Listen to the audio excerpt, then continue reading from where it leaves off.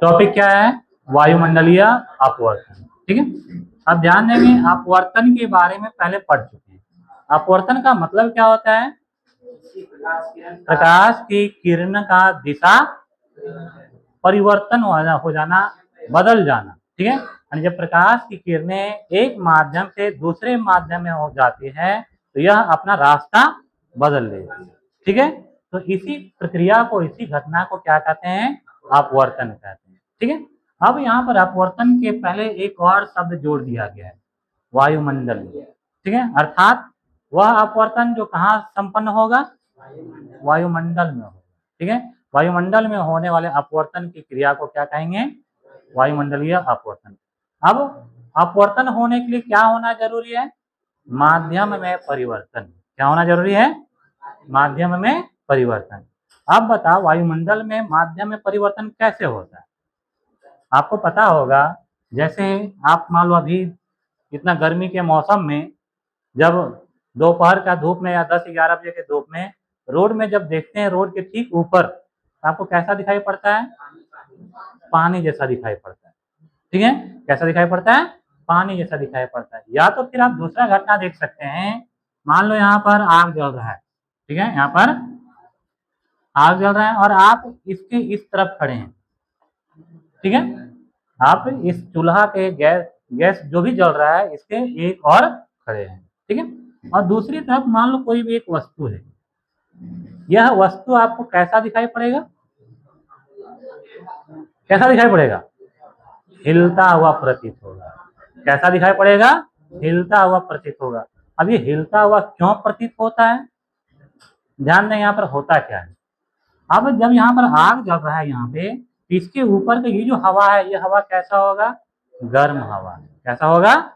और गर्म हवा ठंडी हवा की तुलना में हल्का होता है। ठीक है, और हल्का होने के कारण ये ऊपर जाता है। हल्का होने के कारण ये किधर जाएगा? सब ऊपर जाए। ठीक है, और इस खाली जगह को यहाँ का दबाव कैसा होता है? निम्न दाब का क्षेत्र बन जाता है। और इस निम्न दाब के क्षेत्र को भरने के लिए साइड से हवा तेजी से यहाँ पर प्रवेश करता है।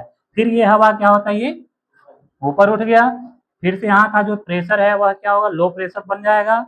और फिर इस लो प्रेशर को भरने के लिए किनारे से, साइड से ठंडी हवाएं इसके पास आया, और यह क्रिया हमेशा लगातार चलते रहता है। ठीक है, अब जब हवा यहाँ पर निरंतर गतिशील है तो इस कारण से यहाँ पर माध्यम हमेशा क्या हो रहा है? बदलते जा रहा है। ठीक है, ठंडी हवा के माध्यम जो होता है, घनत्व जो होता है, वह गर्म हवा की तुलना में क्या होता है? अधिक होता है। ठीक है, गर्म हवा का माध्यम ये घनत्व ठंडा हवा से कम होगा। यानी दोनों में यदि कंपेयर करेंगे, तुलना करेंगे, तो किसका घनत्व कम है? गर्म हवा का। किसकी तुलना में? ठंडी हवा की तुलना में। अर्थात यहाँ पर जो हवा है वो गर्म हवा। ठीक है, इसके किनारे यहाँ जो हवा है वो ठंडा हवा। यहाँ पर जो हवा है वो, अब ध्यान देंगे, इस वस्तु को हम कब देख पाएंगे? जब इससे निकलने वाला प्रकाश किरण हमारी आंखों तक पहुंचेगा तब। अब ध्यान देंगे यहाँ पे, अब मान लो इससे एक प्रकाश किरण निकला इस प्रकार से। ठीक, यहाँ से यहाँ तक एक जैसा माध्यम, जैसे यहाँ प्रवेश करेगा माध्यम क्या हुआ? बदल गया। ठीक है, यहाँ का घनत्व इसके तुलना में कम है। ठीक है, और जब घनत्व कम है अर्थात इधर सघन माध्यम और यहाँ पर विरल माध्यम, तो यहाँ पर अपवर्तन होगा, यानी यह अपने रास्ते से थोड़ा बहुत क्या होगा? विचलित होगा।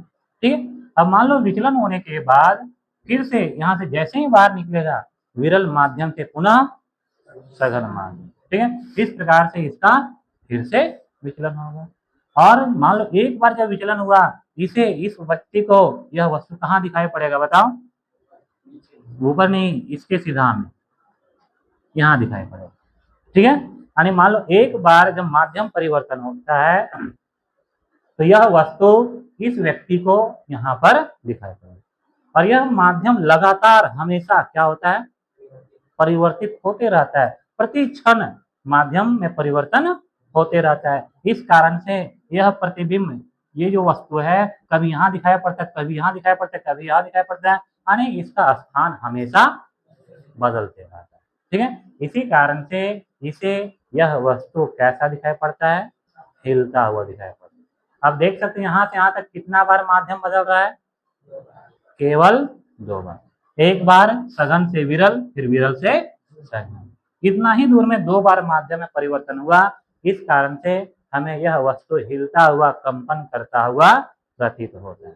ठीक है, तो वायुमंडल में नीचे से पृथ्वी से लेकर के, मान लो पृथ्वी का सतह है, यहाँ से लेकर के आसमान तक वायुमंडल की कई परतें हैं, पता होगा आप लोग को।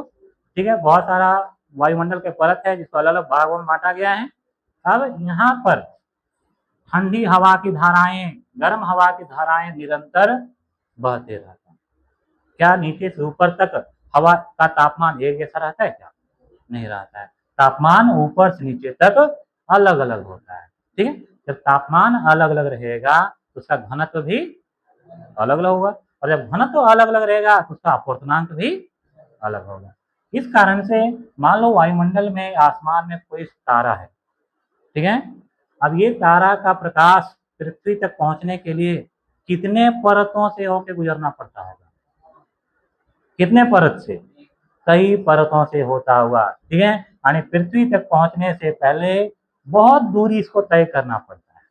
ठीक है, और इन बहुत दूरी में से वायुमंडल का तापमान यहाँ से लेकर यहाँ तक एक समान नहीं है, तापमान कई बार परिवर्तन होता है। अर्थात इसके प्रकाश किरण को पृथ्वी तक पहुंचने तक कई बार अपना दिशा को, इतना ही दूर में देखें कितना बार दिशा परिवर्तन हुआ? 2 बार। तो कल्पना करो यहाँ से यहाँ तक पहुंचने में कितना बार दिशा परिवर्तित होता होगा? बहुत बार परिवर्तित होता होगा। अर्थात इससे जो प्रकाश आ रहा है ऐसे ऐसे करते हुए यहाँ तक पहुंचा। अब यहाँ पर जो व्यक्ति है, ठीक है, मान लो यहाँ दिखाई पड़ा, यह व्यक्ति यहाँ पर है, अब इसको प्रकाश के लिए ऐसे पहुंचा है। अब यह तारा इसको कहाँ दिखाई पड़ेगा? इधर नहीं, इसके दिशा में। ठीक है, जिससे यह तारा यहाँ पर दिखाई पड़ेगा। कब? एक क्षण के लिए, बस एक क्षण के लिए। फिर अगले क्षण में क्या हो जाएगा? इसका डायरेक्शन फिर से चेंज हो जाएगा। अब क्या होगा? यही तारा जो यहाँ दिखाई पड़ा था, अब उसको कहाँ दिखाई देने लगा? यहाँ दिखाई देने लगेगा। ठीक है, फिर अगले क्षण हवा जो है यहाँ पर, क्या रुका हुआ है? क्या स्थिर है? वह हमेशा गतिशील है, गति करते जा रहा है। ठीक है, कभी ठंडी हवा, कभी गर्म हवा। इस कारण से यहाँ से लेकर के पृथ्वी तक माध्यम में कई बार परिवर्तन होता है, और माध्यम में परिवर्तन होने के कारण इसके प्रकाश को पृथ्वी तक पहुंचने में कई बार इसका अपवर्तन भी होता है। और इसी अपवर्तन के कारण आसमान में स्थित तारे हमें कभी यहाँ दिखाई पड़ता है तो कहीं यहाँ दिखाई पड़ता है, और कभी कभी क्या हो जाता है, यह हमारे दृष्टि रेखा से कट जाता है। कट जाता का मतलब यानी यह प्रकाश हमारी आंखों में पहुंचता ही नहीं है, और इस कारण से कभी कभी वह तारा हमें दिखाई भी नहीं पड़ता है। ठीक है, कभी मान लो रास्ते में बादल आ गया, इस कारण से क्या होता है, प्रकाश का पूरा किरण हमारी आंखों में नहीं पहुंच पाता है, और जब पूरा किरण नहीं पहुंच पाएगा तो क्या यह वस्तु हमें साफ साफ दिखाई पड़ेगा? क्या नहीं, यानी यह वस्तु हमें धुंधला दिखाई पड़ता है, कम प्रकाश का दिखाई पड़ता है। ठीक है, तो यहाँ पर क्या होता है, वायुमंडलीय अपवर्तन के कारण ये तारे जो आसमान में है, कभी ज्यादा चमकता हुआ प्रतीत होता है तो कभी कम, कभी यहाँ दिखाई पड़ेगा तो कहीं यहाँ पर दिखाई पड़ेगा। ठीक है, इस घटना को ही क्या कहते हैं? तारों का टिमटिमाना। टिमटिमाना का मतलब,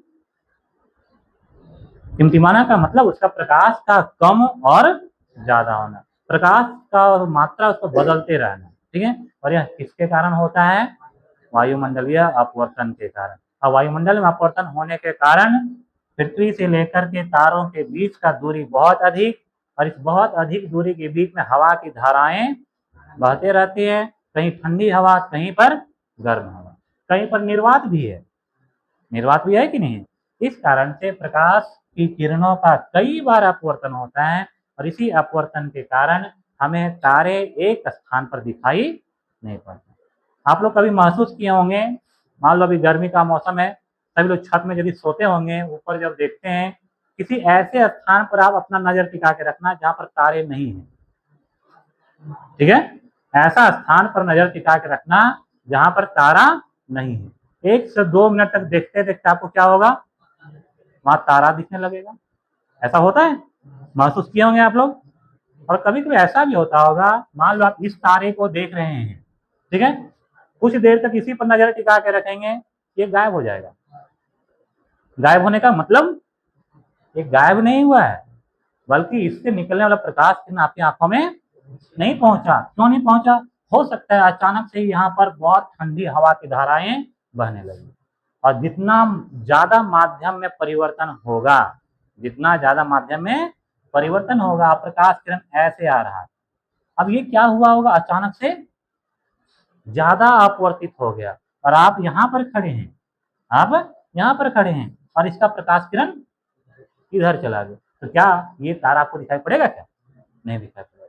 ठीक है, इसी कारण से कभी कभी जो तारा हमें दिखाई पड़ता है, अचानक से वो गायब हो जाता है। गायब होने का कारण वहां पर अपवर्तन ज्यादा हो गया। अपवर्तन ज्यादा होने के पीछे का कारण क्या है? माध्यम में अचानक से बहुत ज्यादा परिवर्तन हो गया। ठीक है, माध्यम में अचानक से बहुत ज्यादा परिवर्तन हो गया। यदि एक व्यक्ति यहाँ पर खड़ा है, ठीक है, अब इसका प्रकाश यहाँ तक पहुंच रहा है, यहाँ तक पहुंच रहा है, ठीक है। अब मान लो उसके नीचे एक और माध्यम आ जाएगा, अचानक से बहुत गर्म हवा चलने लगा इधर, ठीक है, और जब गर्म हवा चलने लगेगा तो क्या ये यहीं पर पहुंचता रहेगा? क्या अब फिर से ये क्या करेगा, अपना डायरेक्शन, अब जब अपना डायरेक्शन चेंज करेगा तो हो सकता है ये इधर आने लगेगा। मतलब जो तारा इसको दिखाई पड़ रहा था, अब इसको दिखाई, अब किसको दिखाई देने लगेगा?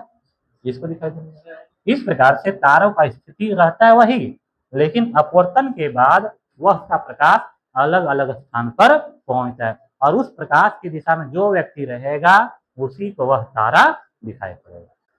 ठीक है, बात में आया? तो प्रश्न पूछे जाते हैं कि तारे क्यों टिमटिमाते हैं।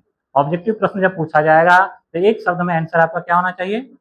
वायुमंडलीय अपवर्तन के कारण।